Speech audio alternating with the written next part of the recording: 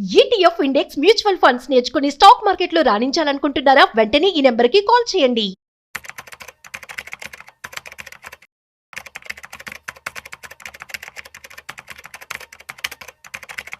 High viewers, India's largest digital media network Suman టీవీకి స్వాగతం. ప్రస్తుతం మనతో ఉన్నారండి stock market analyst Sundar Ramireddy గారు. నమస్తే అండి. నమస్తే.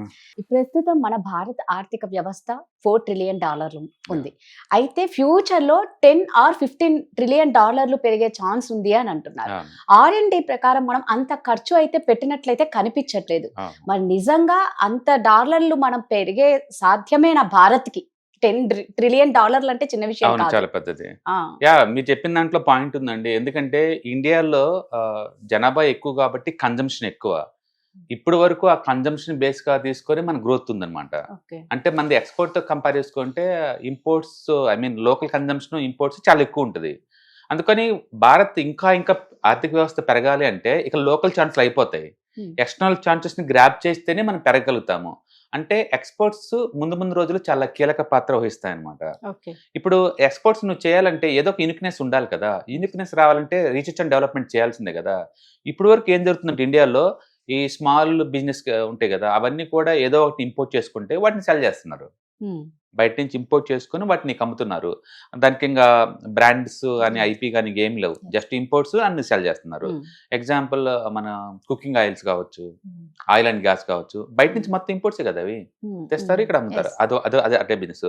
రెండోది లార్జ్ స్టార్ట్అప్ కంపెనీస్ ఏం చేస్తాయంటే వాళ్ళు ఇంపోర్ట్ చేసుకుంటారు, బ్రాండింగ్ చేస్తారు, మేక్ ఇన్ ఇండియా అని చెప్పేసి మనకు అమ్మేస్తున్నారు. రీబ్రాండింగ్ చేసేసి వాటిని మనకి మేక్ ఇన్ ఇండియా అని చెప్పేసి అమ్మేస్తున్నారు.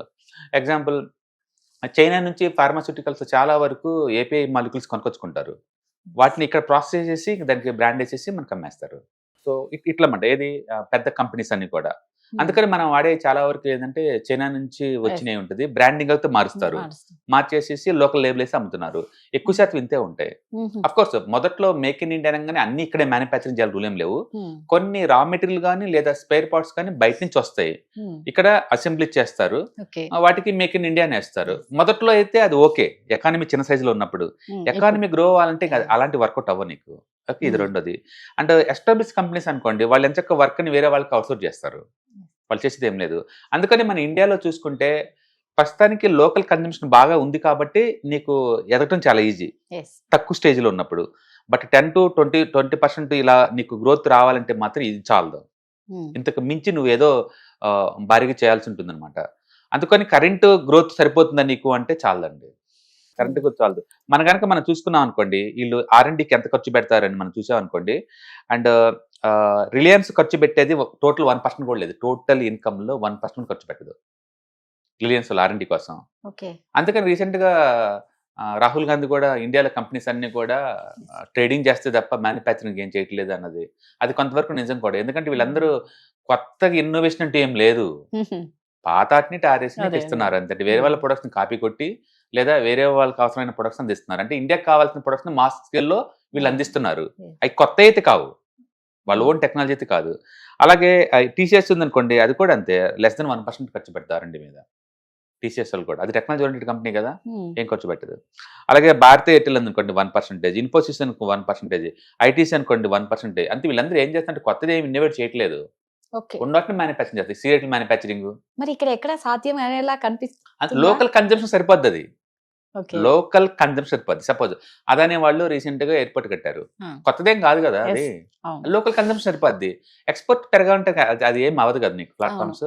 అందుకని మీరు ఫ్యూచర్ లో ఒక 10 ట్రిలియన్ 15 ట్రిలియన్ 20 ట్రిలియన్ ఇలా ఎదగాలి అంటే సంథింగ్ యూనిక్నెస్ ఉండాలి నీకు. ఆ ప్రొడక్ట్ కి వరల్డ్ వైడ్ డిమాండ్ ఉండాలి ఖచ్చితంగా. ఎంతప్పటికీ లోకల్ మార్కెట్ మీద డిపెండ్ అయ్యి ఆ రేంజ్ స్కేల్ అప్ అవడం చాలా కష్టం. అందుకని ఇనిషియల్ గా ఈ 4, 5, 6 ఇట్లా పెద్దగా ఒక రేంజ్ వరకు ఎదుగుతారు, అది దాటి చాలా కష్టం. ఓకే, అదే నువ్వు ఇంటర్నేషనల్ కంపెనీ చూసి అనుకోండి, యాపిల్ ఉంది అనుకోండి, యాపిల్ మోర్ దెన్ 10% ఖర్చు పెట్టింది ఇన్నోవేషన్ మీద. ఇప్పుడు మెటా ఉందనుకోండి, 25% ఖర్చు పెట్టింది. టోటల్ వచ్చే ఇన్కమ్ లో 25% అచ్చం R&Dకి ఖర్చు పెడతారు. అంటే ఎన్విడియా ఉందనుకోండి, రఫ్గా వీళ్ళు 10% ఖర్చు పెడతారు. అంటే అమెరికాలో ఉన్న ఈ ఫాంగ్ స్టాక్స్ అంటాం కదా, ఫేస్బుక్, యాపిల్, గూగుల్, ఇవన్నీ కూడా అవన్నీ ఒక్కోటి 10 to 20% ఖర్చు పెడతాయి. న్యాచురల్గా ఇన్నోవేషన్ మీద ఖర్చు పెడుతున్నారు కాబట్టి కొత్త ప్రొడక్ట్లు తయారవుతాయి కదా, కొత్త రిక్వైర్మెంట్స్ వరల్డ్ వైడ్ గా వాళ్ళు పీపుల్ చేస్తారు కదా, అందుకని అలాంటి కంపెనీస్ ఉంటే తప్ప ఎకానమీ పెద్ద గ్రో అవ్వదు. ఓకే. మనం అమెరికా అని ఎందుకు అంటున్నాం అంటే నిజం. అమెరికా వాళ్ళు ఈ ఏరియాలో Yes. Too much innovation been చేస్తారు, భారీ ఖర్చు పెడతారు వాళ్ళు, అంతే తగ్గట్టు ఇన్కమ్ జనరేట్ చేస్తారు. ఇండియా వాళ్ళు ఎంతప్పటికి ఏంటంటే బేసిక్ నీడ్స్ సంబంధించిన ప్రొడక్ట్స్ Yes. మాత్రమే మ్యానుఫ్యాక్చరింగ్ చేస్తున్నారు, వాటిని సప్లై చేస్తున్నారు. కొంతవరకు అది వర్కౌట్ అవుతుంది తప్ప పెద్ద ఎత్తున ఎదిగినప్పుడు పనికిరాదు.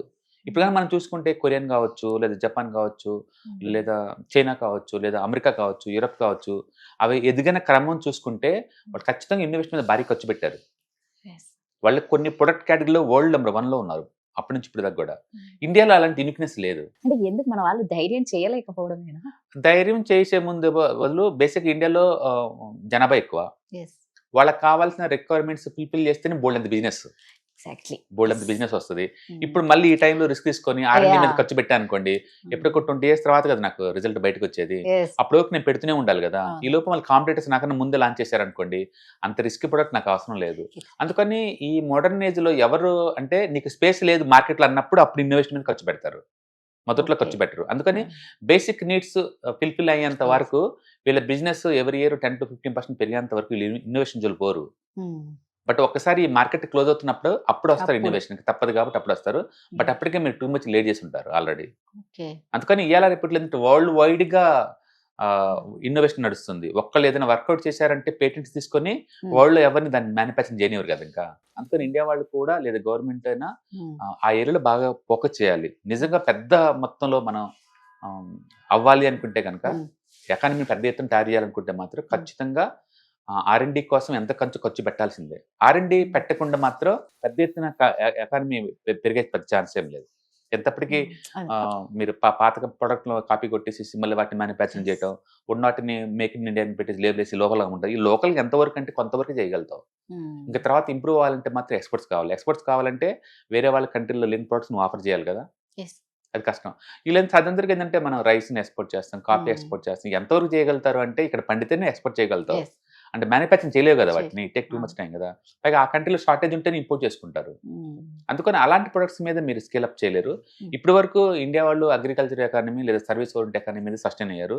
ముందు రోజులు వీటిని బేస్గా తీసుకొని 10 trillion మార్చడం అంత ఈజీ అంటే అంత ఈజీ ఏం కాదు. మేక్ ఇన్ ఇండియా రావాల్సిందే, కొత్త ఇన్నోవేషన్ స్టార్ట్ అవ్వాల్సిందే, అప్పుడు మాత్రం వర్క్ అయ్యే ఛాన్స్ ఉంది. బట్ ఇంతకుముందుతో పోల్చుకుంటే ఇప్పుడు బెటర్ పొజిషన్ లో ఉన్నాం మనం. ఎందుకంటే మిలిటరీలో చాలా ఏరియాలో మనం ఇన్నోవేషన్ ఖర్చు పెడుతున్నారు. అండ్ కొత్త ప్రొడక్ట్ ఇప్పుడు నేవీలో వాటిలో చేస్తా ఉన్నారు. అండ్ టెక్నాలజీలో కొంచెం ఎక్స్పెరిమెంట్లు పెరుగుతా ఉన్నాయి ఇప్పుడే. బహుశా ముందు రోజుల్లో ఆ ఇన్నోవేషన్ బయటికి రావచ్చు. ఒకప్పటితో పోల్చుకుని బెటర్ పొజిషన్ లో ఉన్నాం. బట్ డెఫినెట్ గా వరల్డ్ లోనే థర్డ్ బిగ్గెస్ట్ ఎకానమీకి మారేటప్పుడు మాత్రం ఈ బడ్జెట్ తోటి కుదరదు, R&D కుదరదు. అందుకని గవర్నమెంట్ హ్యావ్ టు ఇనిషియేట్ అనమాట. కొత్త ప్రొడక్ట్ లాంచ్ కి నాంది పలికితేనే ఆ ఇన్నోవేషన్ తోనే పెరిగి పెద్ద అవుతారు అనమాట. లేకపోతే కష్టం. లేదా 4-5 trillion ఎట్లా ఉండదు. ఏ ఇన్నోవేషన్ చేయకుండా వరల్డ్ టాప్ 2 ఎకానమీ మారలేవు నువ్వు. జస్ట్ జనాభా ఉంది మీ దగ్గర అంటే మాస్ ప్రొడక్షన్ చేస్తున్నా వేరే వాళ్ళకి కావాల్సిన ప్రొడక్ట్స్ అంతవరకే తప్ప కొత్త ప్రొడక్ట్స్ అయితే కాదు కదా. కొత్త ప్రొడక్ట్ లాంచ్ చేయాల్సిందే. ఎందుకు ఇండియాలో ఇప్పుడు TCS, ఇన్ఫోసిస్ ఉంది, 1% చేస్తారు వాళ్ళు. ఎన్విడియా, యాపిల్ ఇవి ఉన్నాయి, అది కూడా IT కంపెనీస్ కదా. వాళ్ళు 10 to 20% పెడుతున్నారు ఖర్చు. ఎందుకంటే అవి ప్రొడక్ట్ ఓరియంటెడ్ కంపెనీస్ కాబట్టి. కొత్త ప్రొడక్ట్ వస్తే వాళ్ళు సర్వే అవుతారు కాబట్టి. ప్రొడక్ట్ ఓరియంటెడ్ కంపెనీలో బ్యూటీ ఏంటంటే ఒక్క ప్రొడక్ట్ కొత్త డెవలప్ చేస్తే చాలు, జీవితకాలం డబ్బు వస్తూనే ఉంటుంది రాయల్టీ లాగా. సర్వీస్ అలా కాదు, నీకు సర్వీస్ ఇస్తేనే, లేకపోతే నాకు ఇన్కమ్ ఆగిపోద్ది. అందుకని ప్రొడక్ట్ బేస్డ్ కంపెనీస్ ఎక్కువ అవ్వాలి ఐటీ ఏరియాలో, సర్వీస్ ఓరియంటెడ్ కాదు. ప్రొడక్ట్ బేస్డ్ కంపెనీస్ ఎక్కువ కొద్దీ నీకు ఎక్కువ అమౌంట్ వచ్చే ఛాన్స్ ఉంది. బట్ ఏదన్నా ఇప్పుడు గ్లోబల్ కెపాసిటీ సెంటర్లు బాగా వస్తున్నాయి ఇండియాకి. అండ్ కొత్త స్టార్ట్అప్ కంపెనీస్ వస్తున్నాయి కాబట్టి హోప్ ముందు రోజుల్లో R&D కొంచెం ఎక్కువ కేటాయించుకొని ముందు పోయే ఛాన్స్ ఎక్కువ నమ్మచ్చు. ప్రస్తుతానికైతే ఇప్పుడున్న R&D ఎక్స్పెండిచర్ తోటి వరల్డ్ లో టాప్ 3 నిలబడలేవు. ఆశ తప్ప ఫౌండేషన్ ఏం లేదు. ఒక్క అడుగు ముందుకేయాలేమో ధైర్యంగా వేయాలంటే గవర్నమెంట్ సపోర్ట్ ఉండాలి. వాళ్ళు ఖర్చు పెట్టాలి ఎంతకంత ఇన్నోవేషన్ మీద, ఇన్నోవేటివ్ ల్యాబ్స్ అయి ఖర్చు పెట్టాలి.